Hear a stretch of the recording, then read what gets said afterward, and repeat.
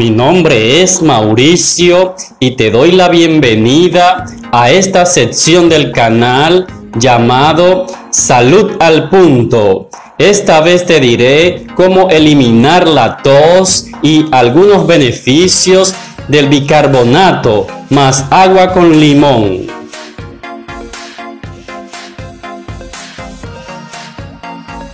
Pero antes te invito a seguirme en mis redes sociales como Salud con la Naturaleza.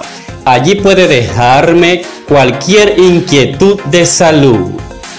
Para eliminar la tos, debe hervir en medio litro de agua una rama de canela, el jugo de 2 limones, media cabeza de ajo y un cuarto de cebolla morada.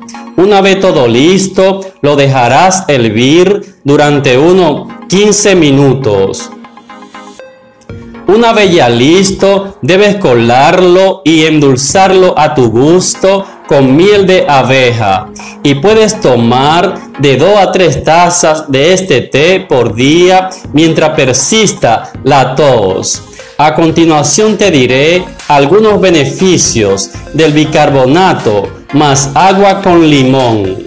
Cuando mezcla el bicarbonato más agua con limón en ayunas, pierdes peso, cuida tus riñones, ayuda a digerir mejor los alimentos, depura el hígado, nivela los niveles de colesterol, trata la gastritis y la hipertensión y previene el cáncer, y muchos otros beneficios más son lo de tomar bicarbonato más agua con limón en ayunas.